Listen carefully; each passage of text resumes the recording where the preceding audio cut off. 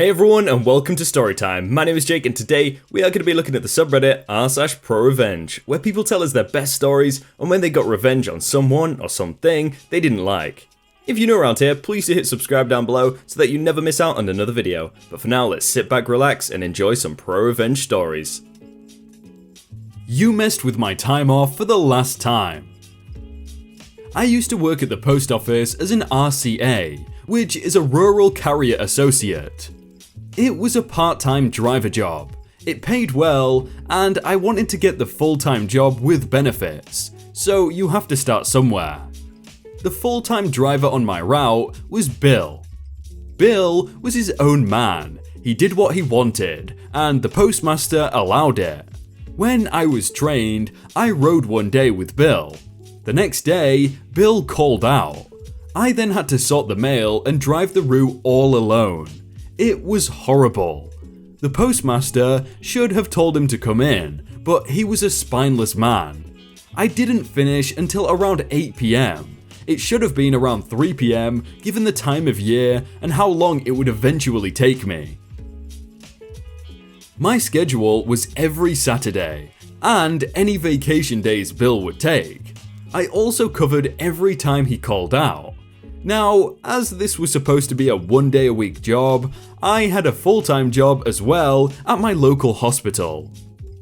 My post office job was in the next county over, about 45 minutes away each day. I would get calls at 6 AM from Bill with some BS excuse for him not wanting to come to work.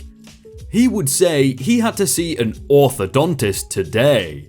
I worked with these doctors, and I know that there was no way he would be able to get an appointment that early. If he needed an appointment, he should have called me the day before so I could get my second shift job covered. Again, spineless postmaster would allow it to happen without any recourse. On my anniversary, I had told him I was going to take my wife out to a nice lunch before we both went to our jobs at the hospital. At 6 AM, the phone rang, and it was the same lie as always, and I had to go in. I reminded him it was my anniversary, and he said, "Too bad." I went in totally angry. The same thing on my birthday, and then on my wife's birthday. He called out, and I had to work both jobs. A few months later, and nothing had changed. I applied to nursing school and was accepted for the fall program. I had several months, so I kept it to myself. My plan was to work the same way I had, and if I was offered a full-time post office job, I'd take it. If not, I'd go to nursing school. Both were great careers. Bill called out whenever the workload was heavy, like with Sears catalogs. They were the worst. The postmaster would do things like remove all the toilet paper from the bathrooms, thinking we were wasting time pooping, I guess. He'd also turn up the heat in the summer so we'd be miserable and leave on our route faster, which was physically impossible because no matter how hot you got, you had to sort everything before leaving on your route. Sorting was by hand, and I was trying to be very accurate. Now, Bill had gotten remarried shortly before I started with the post office. They never had a chance for a honeymoon, so they put it off. They scheduled a 2-week trip to the Caribbean. When he told me, there was a month to go before they left, which was plenty of notice. He told me the tickets were non-refundable, so don't screw me over. I had had enough of Bill and the postmaster screwing me over all the time, so 10 days before he left, I put in my 2 weeks notice. The postmaster assumed I'd work through Bill's vacation. Nope, just the first 4 days. Bill called me at home. "Man, I've been good to you. You've got to cover my time off. The vacation is non-refundable." I remind him of all the times he's lied to force me to cover, and the days I had to work for him like my anniversary, my birthday, my wife's birthday, etc. Also, how he screwed me over in orientation, making my first several weeks miserable. I left the day I said I would. the postmaster refused to cover, and Bill had to cancel the trip and come in and work. I loved nursing, so I made the best choice. Well, I bet Bill learnt a very good lesson there, karma does come back. Oh, you robbed me? Let's be friends. When I was in college, I had my wallet stolen. This is where my 6-month revenge story begins.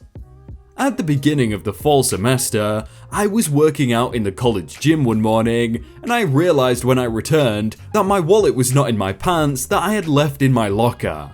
Assuming that I just left it in my dorm, I didn't think too much about it and went to lunch.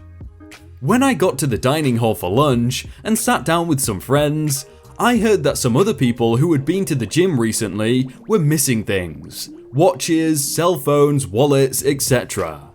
One of my best friends was missing his phone, and we realized we had been robbed and spent the rest of the meal whining about gym security and just accepting our fate.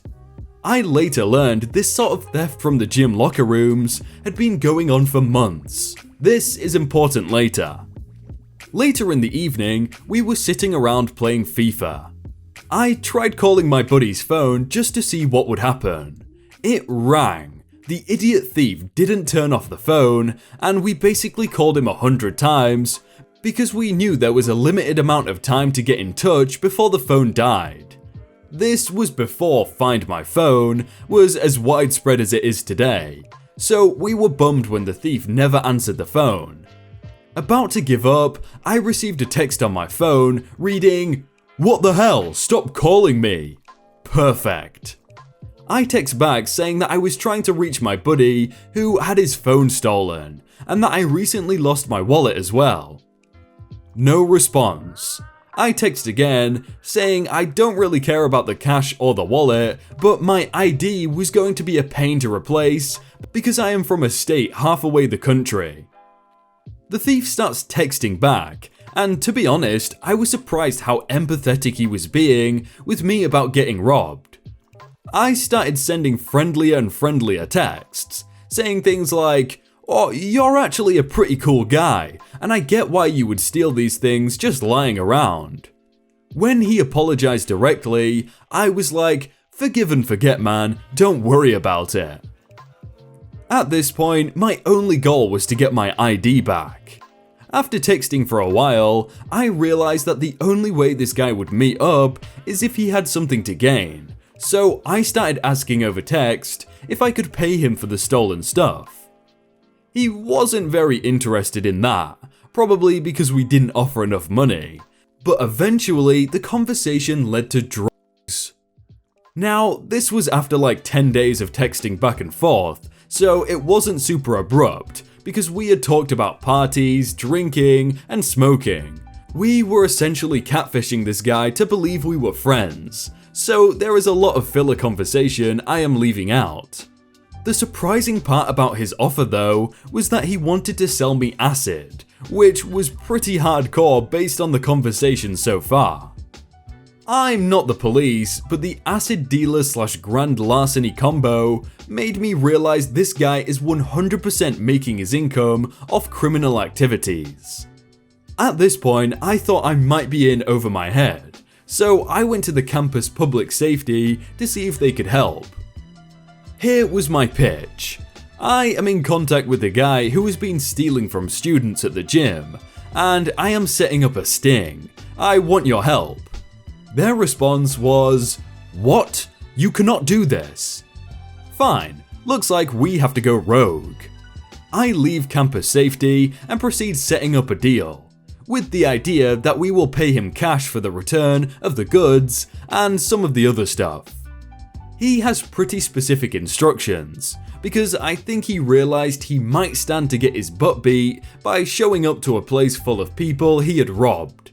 His instructions were for us to leave cash under a trash can in the middle of campus, and he would then throw away our stuff in the trash in a recognizable yellow bag. We were never supposed to see his face. I say, that plan sounds great, let's do it tomorrow. The next day comes and I skip all my classes.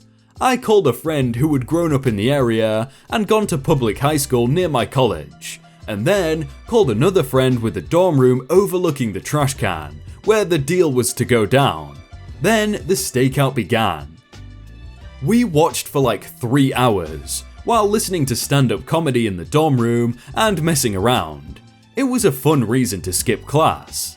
Finally, I get a text from the guy that warns me not to try anything funny because he was with a friend who was armed. Sure enough, we see a skinny white kid carrying a yellow bag approaching the trash can along with a short, squat guy in a big hoodie. I called the stolen cell phone and can see the guy pick up. The next words I said were a total lie and probably risky to our overall plan, but ended up working out. Hey man, I called the cops and they are on the campus looking for a guy with a yellow bag. There's no cash under the trash can, but if I were you, I would ditch the bag and get out of here. He cussed me out, dropped the bag where he stood, and started running into the woods. What he didn't realize is that we were only like 30 feet away in a second-story dorm room, and my friend from the area recognized him from the relatively small high school that they both attended. She was like, "Oh, it's Cletus." Obviously I'm using a fake name here, but honestly Cletus is not far off from the hillbilly name this dude actually had. Sorry to all you Cletuses out there. We go down to collect the yellow bag and find my ID, credit cards, my friend's ID, and no drugs. The lack of drugs was kind of a relief when the next part of the story started going down. It is also important to note that my friend's cell phone was not returned in the yellow bag, even though that was the original deal. So now I have what I need for real revenge. I skip campus safety this time and go straight to the actual police, and tell them the whole story, minus the drugs part. I give them the returned stolen goods, the phone number, and some account information for the stolen phone, and the name of the thief. The stolen goods and the name were the only things they really needed to go find this guy. But the phone really sealed the deal for poor Cletus because they ended up finding it on him. I give my statement to the police, get my ID, and my friend gets his phone. All this happened over a few weeks. We celebrate our victory, and life goes on. 6 months later, I get a letter in the mail. It turned out that Cletus's home had a lot of drugs in it, and a ton more of items reportedly stolen by students. A lot of the stuff stolen from my classmates was returned, and I was given notice that a restraining order had been filed on my behalf that was to keep Cletus 500 yards away from me. I wasn't too worried about keeping my distance though, because the letter also informed me that Cletus would be spending the next 36 months in prison for the stuff they found in his home. I would be long graduated and out of Dodge by the time he was released. The final kicker was that I also received a check for just around $180 for the wallet and cash stolen from me that were never recovered, paid for by hours of labor from sweet Cletus. I'm sorry, but all these thieves are like the stupidest people ever. What kind of person would do that kind of deal with people that literally you stole from? Even just replying to the phone would be stupid in itself. Hey everyone, I hope you all had a really good day and that you enjoyed that video. If you want to check out some other videos, then click on screen right now or check out the playlist down below. If you enjoyed that video, then please do leave a like. And if you want to submit your own stories, then you can do so by joining the Discord in the top link in the description. But thank you so much for watching, and I will see you very soon.